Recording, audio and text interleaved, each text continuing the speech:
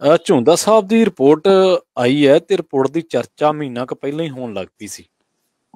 ਹੁਣ report committee ਦੀ meeting ਵੀ ਹੋ ਗਈ ਹੈ, ਪਰ ਉਹ ਕਹਿੰਦੇ ਰਿਪੋਰਟ ਤਾਂ ਹੈਗੀ ਹੈ, ਰਿਫਾਰਮ ਵੀ ਕਰਾਂਗੇ ਪਰ ਜਨਤਕ ਨਹੀਂ ਕਰਾਂਗੇ। ਸਰ ਆਪਾਂ ਕੱਲ ਵੀ ਪ੍ਰਵੀਨ ਜੀ ਪਰ ਗੱਲ ਕਰ ਰਹੇ ਸੀ ਔਰ ਉਸੇ ਹਿਸਾਬ ਨਾਲ ਮੀਟਿੰਗ ਹੋਈ ਔਰ 6 ਘੰਟੇ ਤੋਂ ਲੰਮੀ ਮੀਟਿੰਗ ਚੱਲੀ। ਉਹ 'ਚ ਝੁੰਦਾ ਸਾਹਿਬ ਵੀ ਹਾਜ਼ਰ ਹੋਏ ਔਰ ਖਬਰ ਇਹ ਹੈ ਕਿ 65 ਤੋਂ 70% ਮੈਂਬਰ ਜਿਹੜੇ ਕਾਰਜਕਾਰਨੀ ਦੇ ਸੀਗੇ ਉਹ ਇਸ ਗੱਲ ਤੇ ਇੱਕ ਮਤ ਸੀ ਕਿ ਆਪਾਂ ਸਾਰੇ ਅਹੁਦੇ ਛੱਡ ਦਈਏ। ਮਤਲਬ ਉਹਨਾਂ ਚੋਂ ਕਿਸੇ ਨੇ ਸਿੱਧਾ ਨਹੀਂ ਕਿਹਾ ਕਿ ਸੁਖਬੀਰ ਬਾਦਲ ਜੀ ਪ੍ਰਧਾਨ ਸਾਹਿਬ ਤੁਸੀਂ ਅਸਤੀਫਾ ਦੇ ਦਿਓ।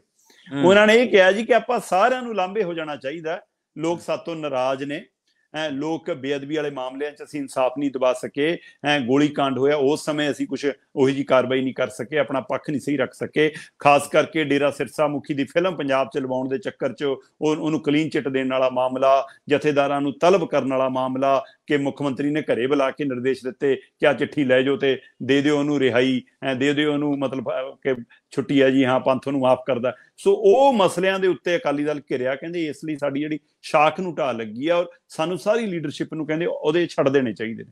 ਪਰ ਇਸ ਮਸਲੇ ਤੇ ਕੀ ਸੁਖਬੀਰ ਬਾਦਲ ਨਹੀਂ ਮੰਨੇ ਜਾਂ 4-5 ਉਹਨਾਂ ਦੇ ਜਿਹੜੇ ਖਾਸ ਨੇ ਉਹ ਨਹੀਂ ਮੰਨੇ। ਪਰ ਆਪਾਂ ਕੱਲ ਜਿਹੜੀ ਗੱਲ ਕਰ ਰਹੇ ਸੀ ਉਸ ਗੱਲ ਦੇ ਵਿੱਚ ਇਸ ਲਈ ਵਜਨ ਆ ਕਿ ਪ੍ਰੇਮ ਸਿੰਘ ਚੰਦੂਮਾਜਰਾ ਨੇ ਇਸ ਤੇ ਨੁਕਤਾਚੀਨੀ ਖੜੀ ਕਰ ਦਿੱਤੀ ਹੈ ਜੀ। ਉਹ ਕਹਿੰਦੇ ਕਿ ਭਾਈ ਆਹ ਕਿਹੜਾ ਫਾਰਮੂਲਾ ਹੈ ਕਿ ਰਿਪੋਰਟ ਆਈ ਤੇ ਸਿੱਧੀ ਕੋਰ ਕਮੇਟੀ ਕੋਲ, ਕਹਿੰਦੇ ਉਸ ਤੋਂ ਪਹਿਲਾਂ ਵਿਚਾਰੀ ਜਾਣੀ ਚਾਹੀਦੀ ਸੀ ਕਿ ਜਿਹੜੀ ਸਾਡੀ ਇਹਨਾਂ ਦੀ ਦੂਸਰੀ ਜਾਂਚ ਟੀਮ ਹੁੰਦੀ ਹੈ, ਜਿਹੜੀ ਕਮੇਟੀ ਨੇ ਸਮੀਖਿਆ ਕਰਨੀ ਹੁੰਦੀ ਹੈ, ਸਮੀਖਿਆ ਕਮੇਟੀ ਕੋਲ ਪਹਿਲਾਂ ਕਿਉਂ ਨਹੀਂ ਆਈ?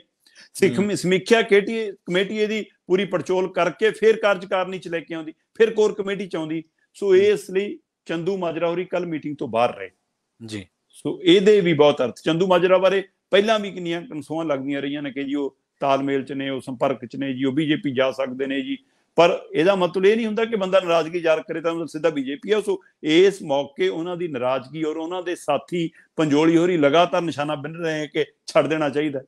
ਸੋ ਕਰਨੈਲ ਸਿੰਘ ਪੰਜੋਲੀ ਔਰ ਪ੍ਰੇਮ ਚੰਦੂਮਾਜਰਾ ਇੱਕੋ ਗੁਰੂ ਦੇ ਚੇਲੇ ਨੇ, ਜੱਸਾ ਗੁਰਚਰਨ ਸਿੰਘ ਟੌੜਾ ਦੀ ਮਤਲਬ ਕਿ ਉਹ ਉਹਨਾਂ ਦਾ ਗੁਰਮੰਤਰ ਵਾਲਾ ਪਾਣੀ ਪੀਤਾ ਹੋਇਆ, ਇਸ ਲਈ ਇਹ ਬਾਗੀ ਸੁਰਤਾ ਰੱਖਦੇ ਨੇ। ਪਰ ਨਾਲ ਨਾਲ ਇਹਨਾਂ ਨੂੰ ਰਾਜਨੀਤਿਕ ਸਮਝ ਵੀ ਹੈ ਕਿ ਅਸੀਂ ਫਾਇਦਾ ਵੀ ਕਿੱਥੇ ਲੈਣਾ, ਉਹ ਵੀ ਪਤਾ। ਪੰਜੋਲੀ ਨੂੰ ਪਤਾ ਸੀਗਾ ਕਿ ਮੈਂ ਕਦੋਂ ਆ ਕੇ ਗੁਰਦੁਆਰਾ ਕਮੇਟੀ 'ਚ ਕੋਈ ਅਹੁਦਾ ਲੈ ਸਕਦਾ ਤਾਂ ਬਾਦਲਾਂ ਕਰਨੀ ਮੁੜਿਆ ਏ ਹੈ। ਚੰਦੂਮਾਜਰੇ ਨੂੰ ਪਤਾ ਸੀਗਾ ਕਿ ਹਾਂ ਹਲੇ ਮੇਰਾ ਇੱਥੇ ਅਹੁਦਾ ਚੱਲੀ ਜਾਂਦਾ, ਮੇਰੇ ਮੁੰਡਿਆਂ ਨੂੰ MLA ਟਿਕਟ ਮਿਲੀ ਜਾਂਦੀ ਆ, ਚੱਲੀ ਜਾਂਦਾ, ਜੇ ਲੱਗੂਗਾ ਕਿ ਨਹੀਂ ਤਾਂ ਉਹ ਦੁਆਰਾ। ਸੋ ਰਾਜਨੀਤਿਕ ਸਮਝ ਵੀ ਰੱਖਦੇ ਨੇ। ਪਰ ਕੱਲ ਸੁਖਬੀਰ ਬਾਦਲ ਲਈ ਬਹੁਤ ਔਖੀ ਘੜੀ ਸੀ ਮੀਟਿੰਗ ਦੇ ਦੌਰਾਨ। ਸੁਖਬੀਰ ਬਾਦਲ ਨੂੰ ਖਾਸ ਹੀ ਸਵਾਲਾਂ ਦਾ ਸਾਹਮਣਾ ਕਰਨਾ ਪਿਆ। ਹੁਣ ਇਹ ਸਾਰੀ 42 ਨੁਕਤੇ ਨੇ ਕਹਿੰਦੇ ਜੀ, 42 ਦੇ 42 ਨੁਕਤਿਆਂ ਤੇ ਕਹਿੰਦੇ ਜੀ ਸਹਿਮਤੀ ਹੈ ਕੋਰ ਕਮੇਟੀ ਦੀ। ਝੁੰਦਾ ਸਾਹਿਬ ਦੀ ਰਿਪੋਰਟ ਬਾ ਕਮਾਲ ਹੈ ਜੀ, ਉਹਨੂੰ ਮੰਨਣ ਦੇ ਲਈ ਵੱਡੀਆਂ ਤਬਦੀਲੀਆਂ ਦੀ ਲੋੜ ਹੈ। ਪਰ ਕਹਿੰਦੇ ਜੀ ਉਹਦੇ ਵਿੱਚ ਕਿਤੇ ਨਹੀਂ ਉਹਨਾਂ ਨੇ ਕਿਹਾ ਕਿ ਪ੍ਰਧਾਨ ਨੂੰ ਉਹਦਾ ਛੱਡ ਦੇਣਾ ਚਾਹੀਦਾ। ਇਸ ਲਈ ਪ੍ਰਧਾਨ ਸਾਹਿਬ ਦੀ ਅਗਵਾਈ 'ਚ ਅਸੀਂ ਕੰਮ ਕਰਾਂਗੇ, ਨਵੇਂ ਤਜਵੀਜ਼ਾਂ ਨਾਲ ਕੰਮ ਕਰਾਂਗੇ, ਉਹਨਾਂ ਦੀ ਰਿਪੋਰਟ ਤੇ ਕੰਮ ਕਰਾਂਗੇ। ਉਹ ਰਿਪੋਰਟ ਸਾਨੂੰ ਪ੍ਰਵਾਨ ਹੈ ਪਰ ਅਸੀਂ ਲੋਕਾਂ ਨੂੰ ਦੱਸਾਂਗੇ ਨਹੀਂ। ਕਮਾਲ ਹੈ ਜਨਾਬ। ਜਦੋਂ ਰਿਪੋਰਟ ਪ੍ਰਵਾਨ ਹੋ ਗਈ, ਜਦੋਂ ਤੁਸੀਂ ਉਹਨਾਂ ਦੇ ਉੱਤੇ ਕੰਮ ਕਰਨਾ ਤਾਂ ਨੁਕਤੇ ਸਾਹਮਣੇ ਲਿਆਓ, ਫਿਰ ਜਨਤਕ ਕਰਨ ਤੋਂ ਕੀ ਡਰ? ਸੋ ਕੀ ਹੁਣ ਉਹ ਨਵੀਂ ਸਕ੍ਰਿਪਟ ਲਿਖੀ ਜਾ ਰਹੀ ਆ?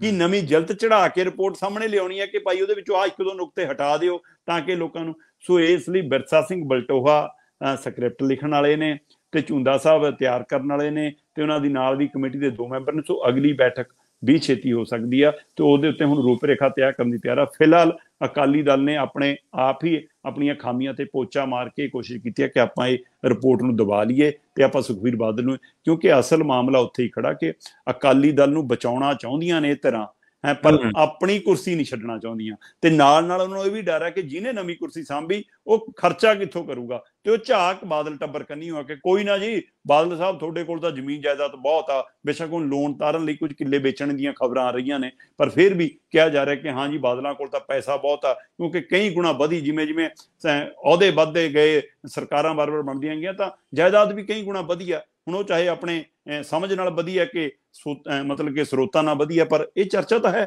ਸੋ ਇਸ ਲਈ ਅਕਾਲੀ ਦਲ ਦੇ ਲੀਡਰ ਚਾਹੁੰਦੇ ਨੇ ਕਿ ਖਰਚਾ ਕਰਨ ਲਈ ਬਾਦਲ ਟੱਬਰ ਹੀ ਕੁਰਸੀ ਤੇ ਰਹੇ, ਪਰ ਉਹ ਅਕਾਲੀ ਦਲ ਦੀ ਰੂਪ ਰੰਗ ਬਦਲ ਜਾਵੇ। ਏਦਾਂ ਨਹੀਂ ਹੁੰਦਾ ਜਨਾਬ। ਸੋ ਸੇਵਾ ਕੇਂਦਰਾਂ ਨੂੰ ਜੇ ਲਾਲ ਰੰਗ ਕਰ ਲਿਆ ਤਾਂ ਉਹ ਲੋਕਾਂ ਨੂੰ ਯਾਦ ਰਹਿਣਾ ਕਿ ਥੱਲੇ ਉਹ ਸੇਵਾ ਕੇਂਦਰ ਸੀ, ਉੱਪਰ ਮਹੱਲਾ ਕਲੀਨਿਕ ਲਿਖ ਲਿਆ, ਆਮ ਆਦਮੀ ਕਲੀਨਿਕ ਲਿਖ ਲਿਆ। ਉਸੇ ਤਰ੍ਹਾਂ ਅਕਾਲੀ ਦਲ ਜੇ ਸੁਖਬੀਰ ਬਾਦਲ ਰਹੇ ਤਾਂ ਲੋਕਾਂ ਦੇ ਮਨਾਂ 'ਚ ਉਹ ਭਾਵ ਰਹਿਣਾ ਹੀ ਰਹਿਣਾ, ਜਾਂ ਤਾਂ ਪੂਰੀ ਰੂਪ ਰੰਗ ਬਦਲ ਕੇ ਨਵੀਂ ਪਨੀਰੀ, ਨਵੀਂ ਸੋਚ, ਨਵੀਂ ਧਿਰ ਨੂੰ ਅਕਾਲੀ ਦਲ ਸੌਂਪਿਆ ਜਾਵੇ। ਪਰਿਵਾਰਵਾਦ ਇਹ ਪੰਥ ਦੇ ਵਿੱਚ ਕਦੇ ਪ੍ਰਵਾਨ ਨਹੀਂ ਹੋਇਆ। ਸੋ ਇਸ ਲਈ ਇਹ ਪੰਥਕ ਸੰਗਠਨ ਸੀ, ਇਹ ਪੰਥਕ ਧਿਰਾਂ ਦੇ ਮਸਲੇ ਨਿਬੇੜਨ ਲਈ ਬਣਿਆ ਅਕਾਲੀ ਦਲ ਸੀ, ਨਾ ਕਿ ਰਾਜਨੀਤਿਕ ਸੱਤਾ ਸੁੱਖ ਮਾਨਣ ਲਈ। ਇਹ ਕਹਿ ਕੇ ਨਹੀਂ ਸਰਨਾ ਸੁਖਬੀਰ ਬਾਦਲ ਦਾ ਕਿਆ ਅਸੀਂ ਸੱਤਾ ਸੁੱਖ ਮਾਨਣ ਨਹੀਂ ਆਏ, ਪਰ ਸੋਚੋ ਜਨਾਬ, ਤੁਸੀਂ 25 ਸਾਲ ਰਾਜ ਕਰਨ ਆਏ ਹੋਵੋ ਔਰ 10 ਸਾਲਾਂ ਬਾਅਦ 10 ਸਾਲ ਲੋਕਾਂ ਨੇ ਮੂੰਹ ਨਾਲ ਲਾਇਆ ਹੋਵੇ ਦੂਈ ਵਾਰ ਨਾਲੋਂ ਵੀ ਸੀਟਾਂ ਘਟ ਗਈਆਂ ਹੋਣ। ਸੋ ਤੁਹਾਡੀਆਂ ਬੀਜੇਪੀ ਨਾਲੋਂ ਵੀ ਜਿਹਦੇ ਤੁਸੀਂ ਛੋਟੇ ਭਾਈ ਦੱਸਦੇ ਸੀ ਜਿਹਨੂੰ ਕਿ ਅਸੀਂ ਬੜੇ ਪਾਈਆਂ, ਉਹਨਾਂ ਨਾਲੋਂ ਵੀ ਤੁਹਾਡੀਆਂ ਘੱਟ ਵੋਟਾਂ ਨਿਕਲਣ ਸੰਗਰੂਰ ਵਰਗੇ ਹਲਕੇ ਦੇ ਵਿੱਚੋਂ। ਸੋ ਅਕਾਲੀ ਦਲ ਨੂੰ ਮੁੜ ਕੇ ਸੋਚਣਾ ਚਾਹੀਦਾ। ਉਹ ਝੁੰਦਾ ਦੀ ਰਿਪੋਰਟ ਨਾਲ ਵੀ ਮੈਨੂੰ ਲੱਗਦਾ ਖੇਡ ਰਿਹਾ, ਤੇ ਉਹ ਆਪਣੇ ਆਪ ਨਾਲ ਖੇਡ ਰਿਹਾ, ਉਹ ਅੱਗ ਨਾਲ ਖੇਡ ਰਿਹਾ, ਜਿਹਦਾ ਨੁਕਸਾਨ ਅਕਾਲੀ ਦਲ ਨੂੰ ਤਾਂ ਹੋਣਾ ਹੀ ਹੋਣਾ, ਪੰਜਾਬ ਨੂੰ ਵੀ ਹੋਣਾ। ਜੀ ਜੀ ਜੀ।